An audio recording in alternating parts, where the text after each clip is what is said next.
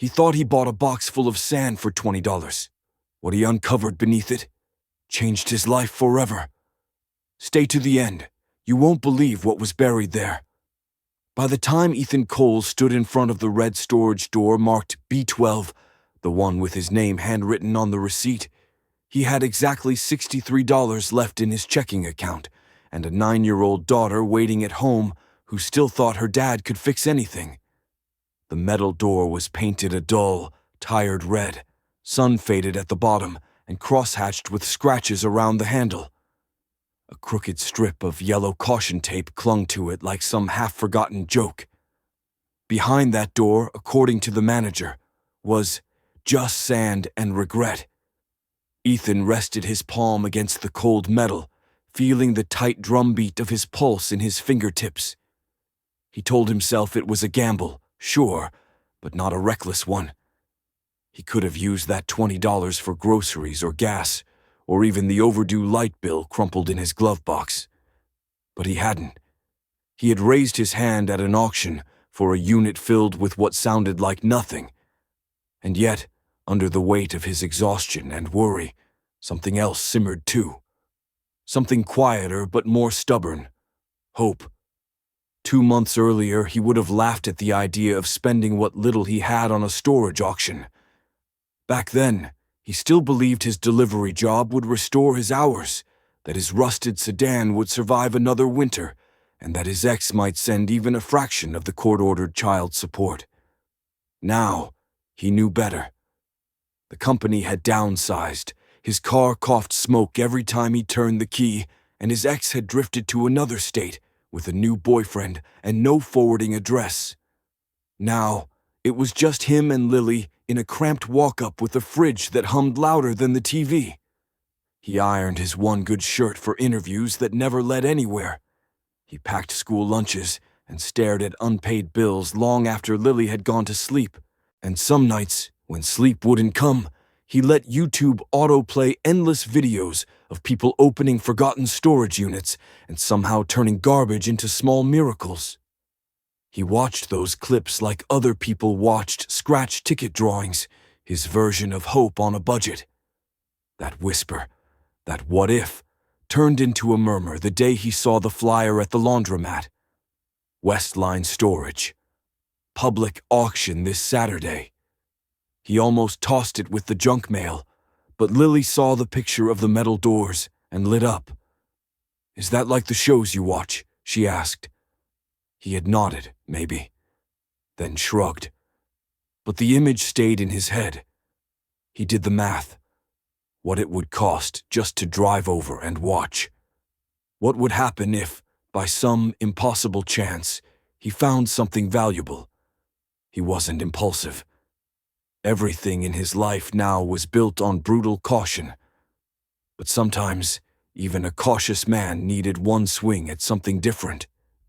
Saturday morning, he left Lily with the neighbor and drove to the auction lot with a thermos of weak coffee and a stomach filled with nerves. A crowd of maybe 30 people loitered near the office. Most were regulars, grizzled men in flannel, women with folding clipboards, a few teens filming for social media. Ethan hung toward the back, number card in his pocket. The auctioneer was fast. Roll up a door, 30 seconds to peek, then bids came like machine gun fire. First unit, water-damaged boxes and moldy furniture. Second, a broken treadmill and bins of baby clothes. The bids shot past his entire budget in moments. He told himself it was fine. He'd just watch, learn, go home smarter. Then they turned the corner and came to that door. B12, red, faded, marked with the drooping caution tape. Unit B12, the manager said. Tenant paid cash for nearly a year, came one night with a small truck, filled it, and never came back. When we opened it, she gave a helpless shrug. Well, you'll see. People chuckled. Someone whispered, probably a body. The auctioneer popped the lock, yanked the door up. A ripple of confusion passed through the group, not quite shock, not laughter either. From where Ethan stood, The unit looked like a sandbox, wall-to-wall sand, packed thick and rising to chest height in the back. Sloping slightly toward the door, a strip of caution tape had been jammed into it like a flagpole. No boxes, no furniture, just sand. "Told you," the manager muttered. "We checked. It's just sand. Been auctioned twice. No takers." "Maybe there's treasure under there," someone laughed. "Or a pyramid." People moved on. Ethan started to follow, but something made him pause. The sand wasn't just dumped. It looked deliberate, layered. And toward the back, the slope dipped slightly around what could have been a buried corner. Something geometric. And there were scrape marks on the concrete floor, like a dolly had dragged something heavy inside. The auctioneer clapped his hands. "All right, folks. Unit B12, as is, mostly sand. Who'll start me at 50? Silence. 40? Nothing. 30? More shuffling. 20? He sounded tired now. And that's when Ethan's hand rose. The auctioneer blinked, then grinned. 20 in the back. Do I hear 25? No response. Going once, going twice, sold. And just like that, Ethan had bought himself a mountain of sand and 1,000 new reasons to question his sanity. The crowd moved on. He stayed behind. Up close, the sand looked more like packed dirt, tamped in layers. Faint edges outlined where rectangular shapes had been covered.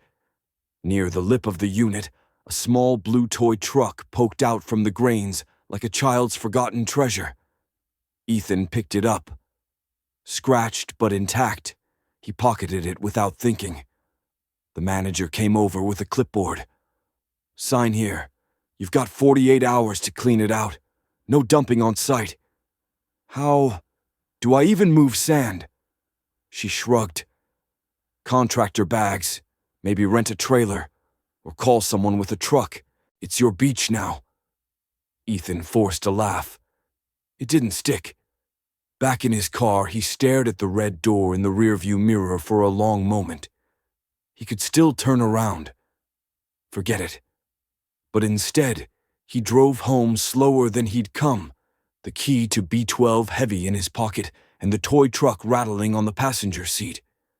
That night, after Lily fell asleep with a book on her chest, Ethan sat at the kitchen table, the toy in his palm and the red unit key on the placemat. If he cleared the sand and found nothing, then nothing changed.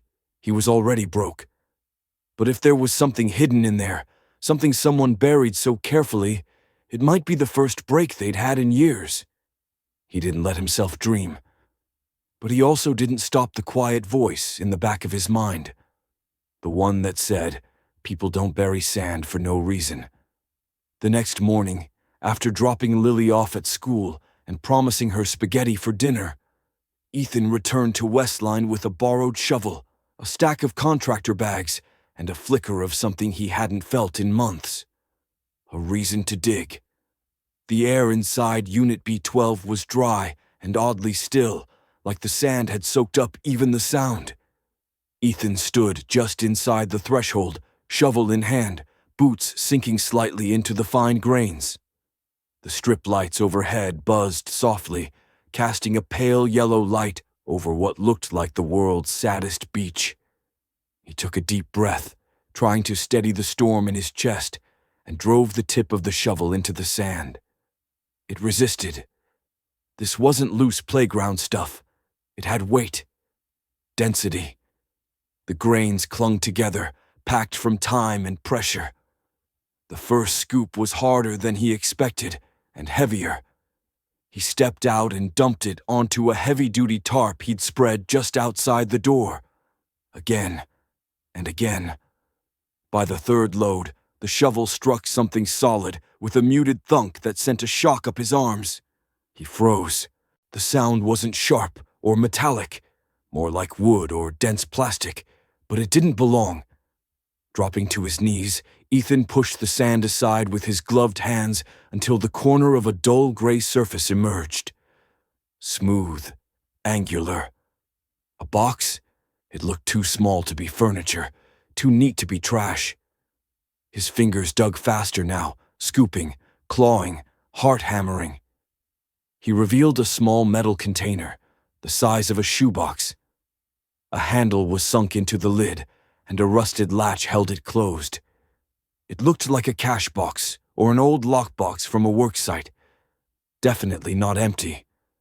When he tugged, it came up with effort heavy enough to make his shoulders burn. He hauled it to the doorway and set it down on the concrete outside the sand. No key. He considered throwing it in the trunk and opening it at home, but the not knowing clawed at him. He grabbed the flathead screwdriver from his bag and wedged it under the latch. Metal shrieked in protest, then snapped free with a crack that echoed off the corridor walls. Ethan lifted the lid. Inside, neatly arranged, were items wrapped in yellowed tissue and faded cloth. On top, foreign coins in plastic sleeves, the kind you saw at collector tables. Beneath them, an envelope labeled "First Layer" in shaky blue ink. He opened it. Inside was a short stack of bills, old, out-of-circulation designs, but still valid. Maybe 200 or 300. Enough for groceries, for gas, enough to matter. He swallowed hard and reached for the small velvet pouch that had been tucked under the envelope. It opened with a tug, and out slid a thin gold chain and 2 rings, one a plain band, the other with a modest, clear stone. They looked real, not costume pieces, not extravagant but solid. The kind of jewelry someone once wore every day. He held them in his palm, weighing not just the gold, but what it meant. Somebody had buried this, not just stored. Buried, under sand, deliberate. And that thought refused to leave him alone. He sat back on the cold concrete, the box beside him, breathing shallow. If this was just the first layer, what else was down there? Ethan looked at the sand with new eyes now. He wasn't dealing with a hoarder or a prank. He was standing on top of a secret. And secrets had depth. He grabbed the shovel and went back to work. This time he dug smarter. He carved a narrow trench from the front of the unit toward the back wall, piling sand carefully onto the tarps. The deeper he went, the more the sand changed.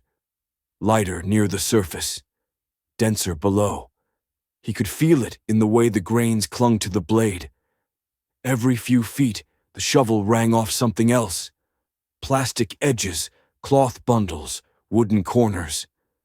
He found a clear tub filled with children's beach toys, still bright despite the dust. A plastic rake, a turtle-shaped mold. A red pail. It would have been laughable if it wasn't so eerie. Buried toys in a man-made beach. Further down, he hit a larger plastic storage bin. Duct-taped shut. He hauled it out, cut the tape with a box cutter, and opened it to find mismatched kitchenware old plates wrapped in newspaper, mugs from gas stations, a bent fork. Completely ordinary, utterly forgettable.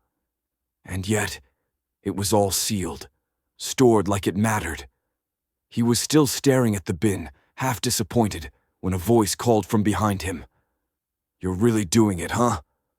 Ethan turned, startled.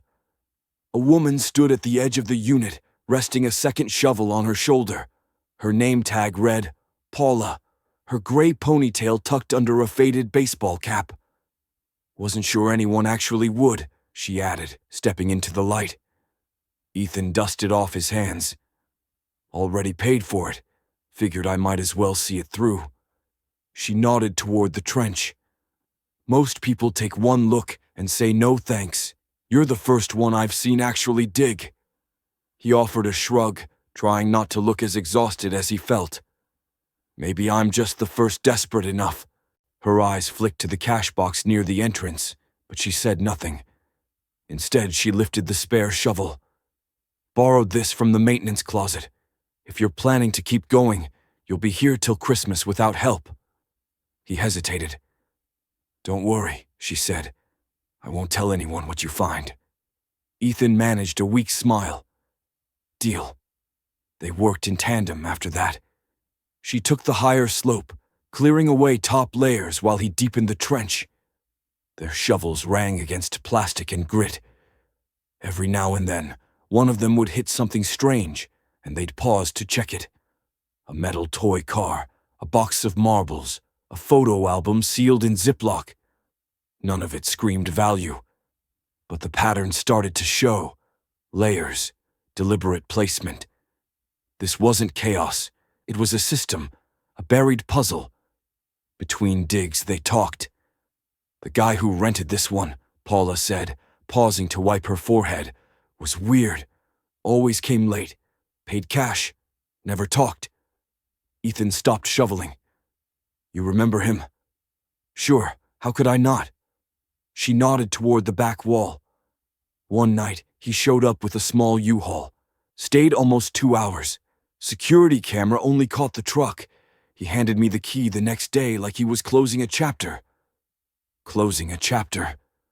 He looked like someone who'd just done something he couldn't undo. That hung between them. Ethan didn't answer. He didn't have to. By early afternoon, the trench reached nearly to the back wall. He'd uncovered more oddities. A jar of rolled coins, a shoebox of polished stones, a rusted ammo can lined with foam but empty. Most of it felt like leftovers from a life someone didn't want to forget, but didn't want anyone else to find either. Near the far end, his shovel struck something wide and flat. Not a box, not plastic. A plane. He dropped to his knees and scraped the sand away until his knuckles touched cold metal. The more he cleared, the stranger it became. It wasn't a container.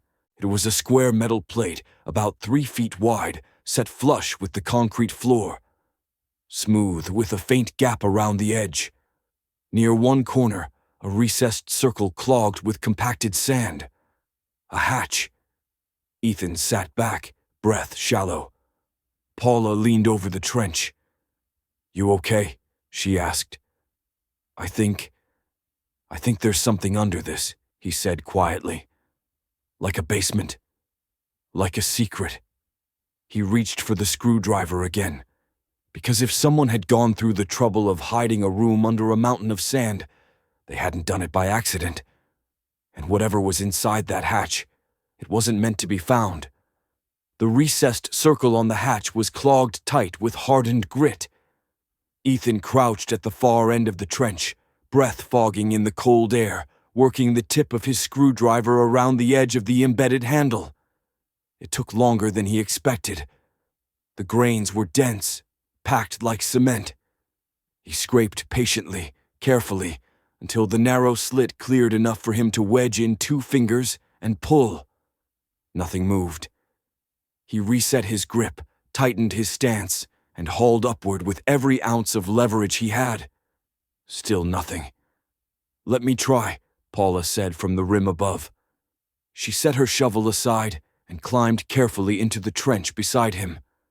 Together, they pulled him on one side of the handle, her pressing from underneath the lip of the plate, with her boots braced against the trench wall. There was a sound then. A low, reluctant creak, as if the floor itself had exhaled. The hatch lifted barely an inch. From the narrow gap, a burst of cold, dry air rushed past Ethan's face, smelling of concrete, metal, and time. He froze.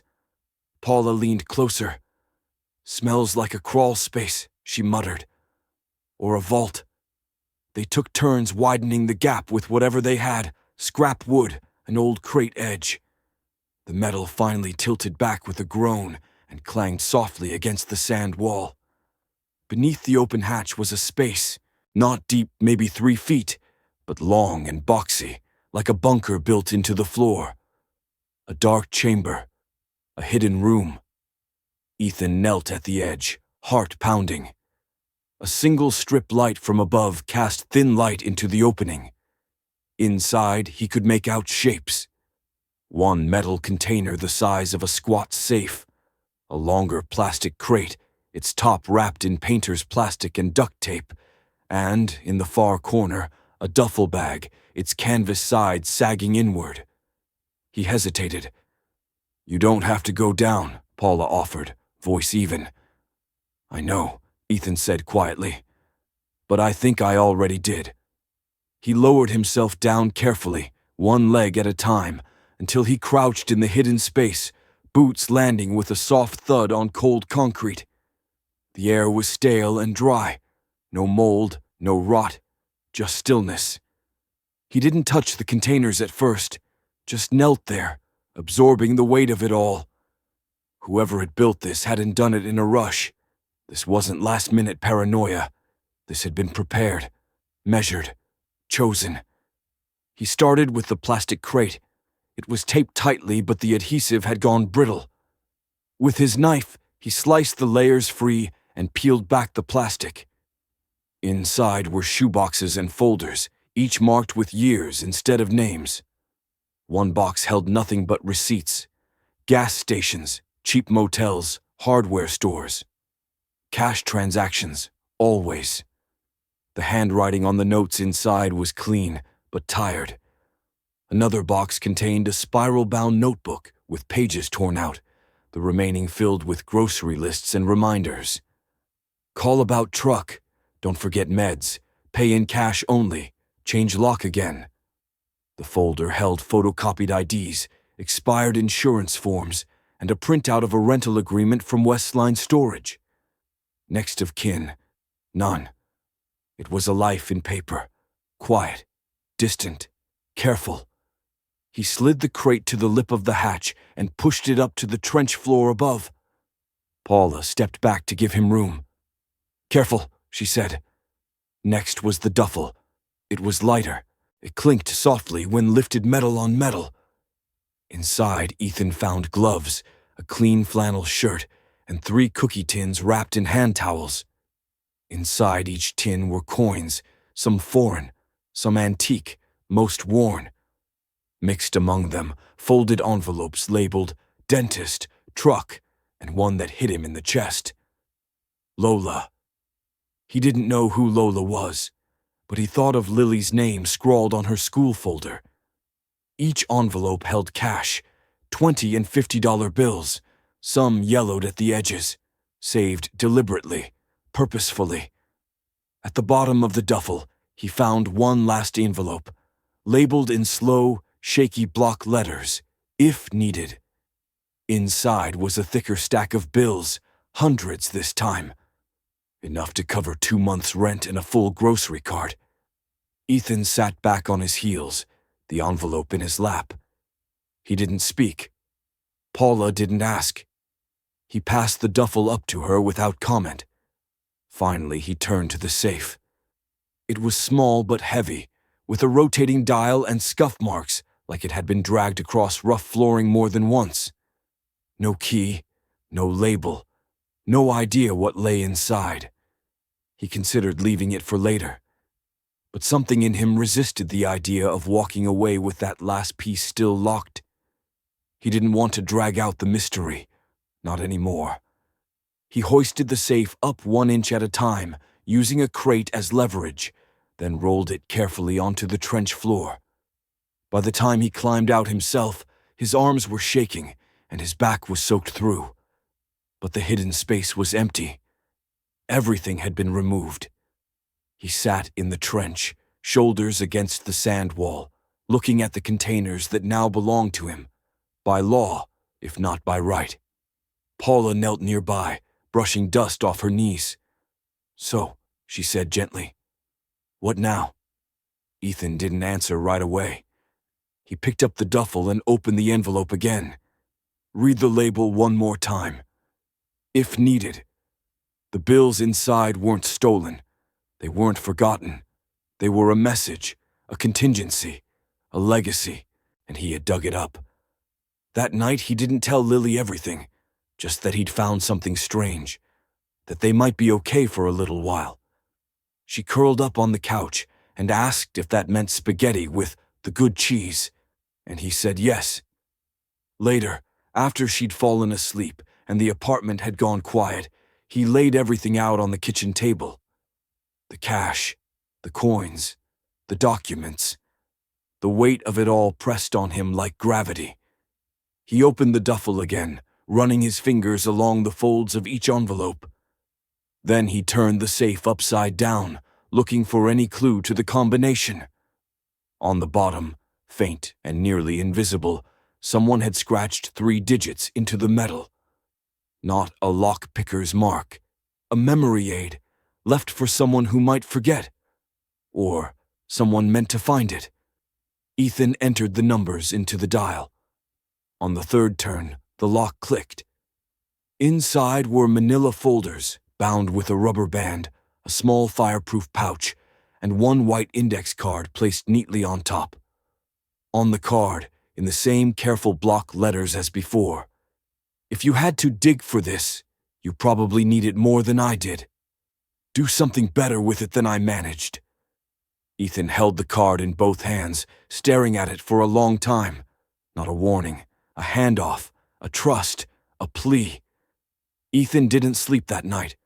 Not from fear, not even excitement. Something quieter held him in place at the kitchen table, the open safe in front of him, its contents laid out like the pieces of someone else's life. The index card with the crooked handwriting sat beside his coffee mug. "If you had to dig for this, you probably need it more than I did. Do something better with it than I managed." He read the sentence 100 times, maybe more. It wasn't written for a stranger. It was written for whoever had the nerve or desperation to uncover it. Ethan. Him. The broke dad who bought a box of sand for $20 and found a buried message from a man who trusted no one else. The fireproof pouch was heavier than it looked. Inside were older savings certificates, 2 small bearer bonds, and a folded bank letter. The letter confirmed what Ethan had already suspected. The tenant whose name appeared on every form had withdrawn his entire account balance in cash 6 years ago. Closed the account. No next of kin, no forwarding address. Just gone. The rubber-banded folders from the safe contained financial records, a few scanned documents, and at the very bottom, a list, titled simply, "Where I Put It All." It read like a final inventory.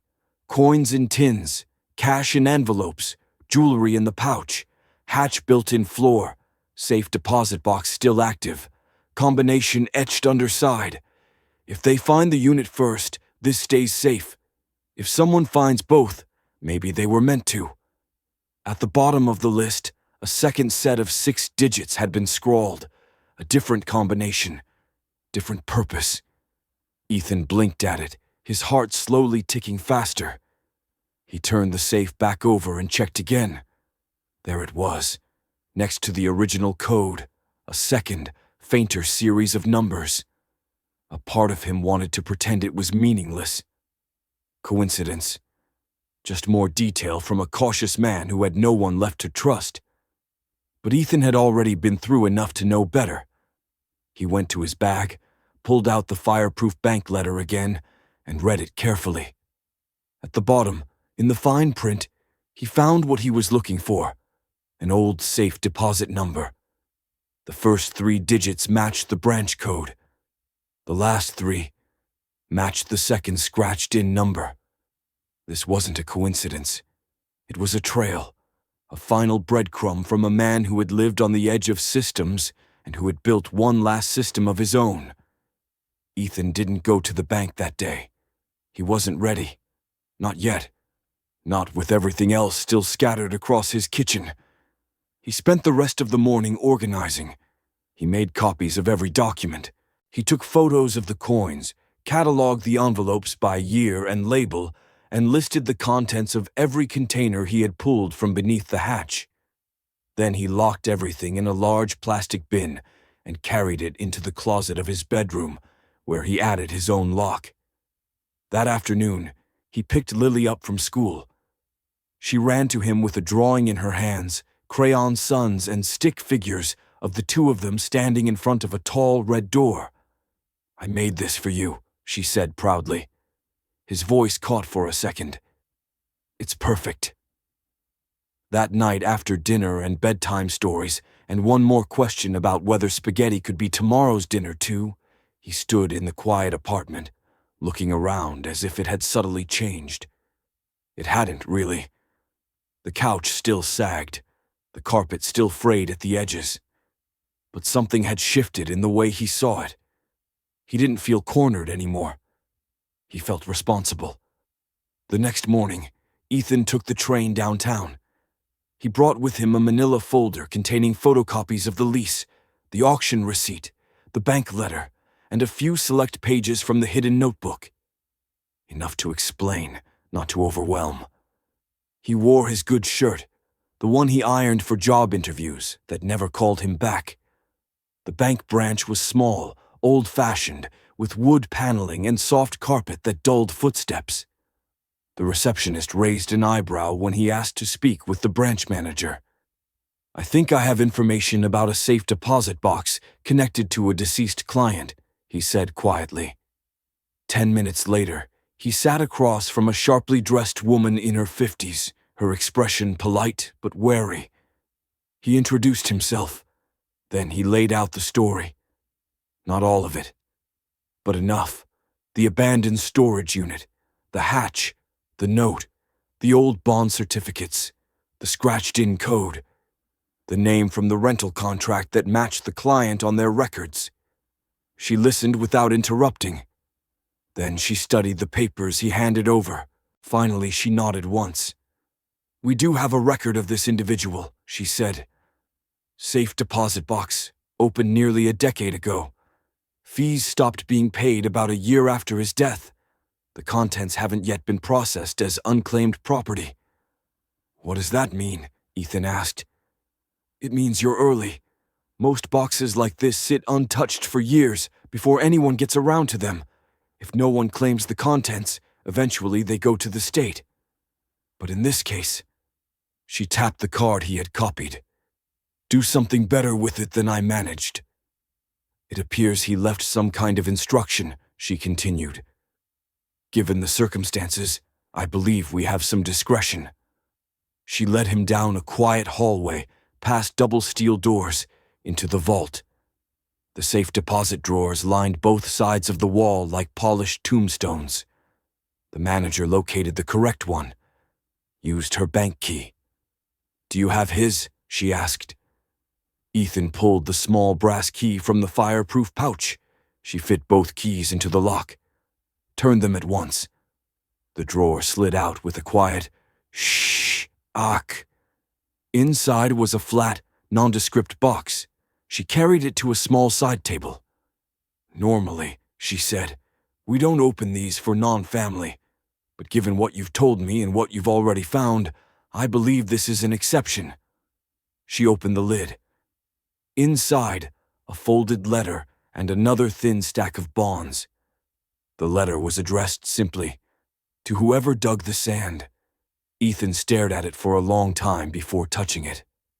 The bank manager stepped back to give him space. He opened the letter. It was handwritten, like the index card. The lines were neat but heavy. Someone had taken their time. The man introduced himself, said he had no family, no children, no one who would answer the phone if the bank called. He had worked cash jobs his whole life, mistrusted banks, mistrusted people more. But he believed in preparation. He wrote about building the hatch, about watching the auction videos online, knowing someday his unit might go up for sale, about choosing to leave his trust, not to a person, but to whoever was willing to do the work. And at the bottom, if this found you, then you earned it. Make it mean something. Ethan folded the letter slowly, placed it back in the envelope. The bank manager looked at the bonds. "These will need to go through probate," she said gently. "But the rest, the contents of the unit, that's yours. You purchased it legally." He nodded. He understood. This wasn't lottery money. It wasn't buried gold. It was the last echo of a man who had lived in silence and prepared in private, hoping that someone would one day uncover his legacy and choose to do the right thing. Ethan walked out of the bank with the letter in his pocket.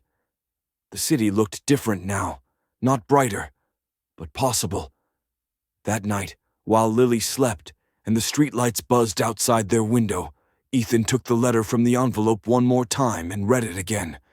Then he opened a notebook of his own, and on the first page he wrote in careful block letters, "What I'm going to do with this," because the digging was over.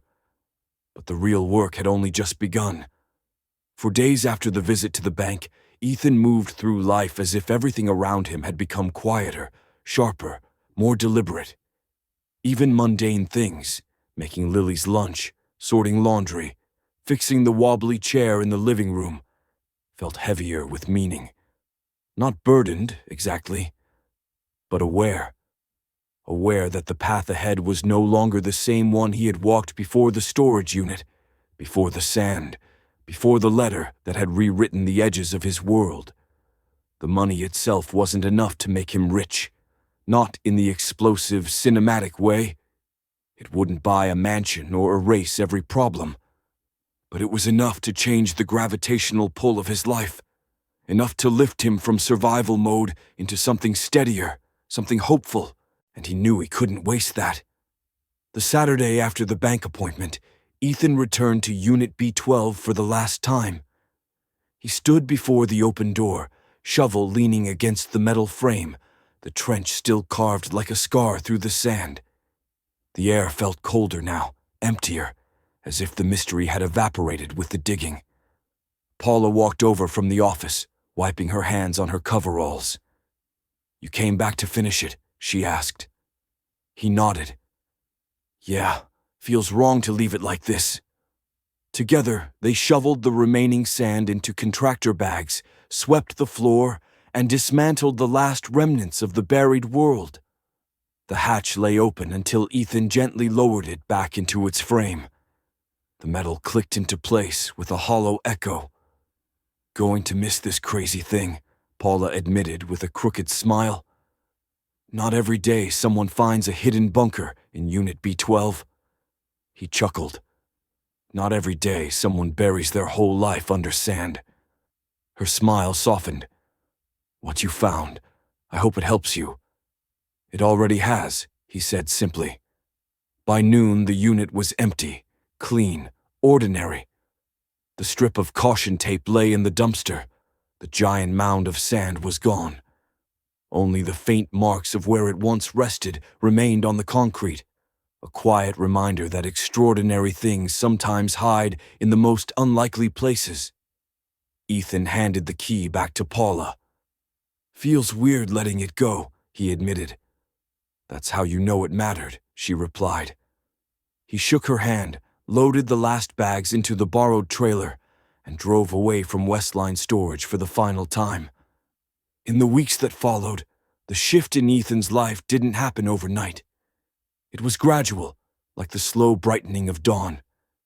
First, he paid the overdue bills. The relief he felt when the lights stayed on, without fear of disconnection, made him dizzy. Then he took Lily to a dentist appointment he'd been putting off for months. "Will it hurt?" she asked. "Not today," he told her. And for once, he could say it with certainty. He replaced the failing radiator in his car, bought a pair of work boots that didn't blister his feet, repaired a leak under the kitchen sink instead of taping around it and hoping for the best. Small victories, each one stacking neatly atop the last. But the biggest change came the day he renewed a business license he'd once abandoned, a modest cleaning and repair service he had dreamed of starting years ago. Back then, fear and instability had crushed the idea before it could breathe. Now, he had the resources, the time, and most importantly, the justification. Not greed, not luck, purpose. He ordered simple business cards, coal repair and restoration, honest work, fair price. Lily colored little stars around the printout at home. "It looks official now," she said proudly. And it did. The business grew slowly but steadily. Word spread. Ethan worked long hours cleaning out garages, repairing fences, hauling away debris. But the work felt different now. He had a foundation beneath him, not shifting ground. He had a future to build, not just a present to survive. One day, about 3 months after everything began, Ethan drove past the empty lot where the local community center used to host food drives. The banner had fallen. The tables were gone. Funding had dried up. He parked his truck and stood there a long time, hands in his pockets, thinking of the letter from the safe deposit box. Make it mean something. He remembered the envelopes labeled with ordinary things: dentist, truck, Lola, and the careful way the man had hidden what he valued most. Ethan didn't know the man's story, but he understood this much. He hadn't trusted the world to use his savings well. But Ethan could choose differently. He called the center's director the next morning, asked what it would cost to restore the weekly food outreach program. The number she gave was small enough to manage, but large enough to matter. He covered it. Anonymously. No plaques, no announcements, no spotlight, just impact. When the program reopened, he brought Lily with him to help stock shelves. She stacked cans, humming off-key, unaware that her father had done anything extraordinary. She didn't need to know, not yet. "Why are we here?" she asked, brushing dust from her hands. "Because someone helped me once," he said softly. "And it's my turn now." She nodded solemnly, as if she understood more than he expected. A year later, the only physical reminders of the storage unit were stored neatly in a fireproof box in the back of his closet. The letter from the hatch, the index card, the list of instructions, and one gold ring he kept not for value, but for meaning. Everything else, the bonds, the savings, the assets tied to the man's estate, had passed through the legal process and deposited into an account Ethan rarely touched. It wasn't meant for him now, not directly. It was meant to change the form of his life, not to control it. The rest he built himself. His business grew into a small company. He hired 2 part-time workers men who, like him, had been overlooked or underestimated. His financial panic faded into memory, and Lily thrived, no longer burdened by the silent stress that once lived between the cracks of their home. One evening, as they cooked dinner together, her stirring, him chopping, she said suddenly, "Dad, do you remember that red door picture I drew?" He smiled. "Of course. I want to draw it again," she said. "But this time, I want to add something behind the door." "What would that be?" She thought for a long moment. Spoon paused in midair. "A new beginning." Ethan set down his knife. In the soft kitchen light, with the smell of butter and garlic in the air, he felt the truth of everything settle inside him. The sand, the hatch, the safe, the letter. They weren't accidents. They were turning points, buried tests, and he had passed them not because he found a treasure, but because he chose what to become after discovering it. He knelt beside Lily, resting his hand gently on her shoulder. "I think," he said quietly, "that's exactly what it was." And for the first time in years, Ethan felt no weight pressing from behind him, no fear clawing ahead, only a forward path, one he had the strength to follow. One he would build, not from sand, but from purpose. What would you have done if you found a buried life beneath the sand? Let us know in the comments below, and if this story touched you, don't forget to like, share, and subscribe for more powerful stories coming soon.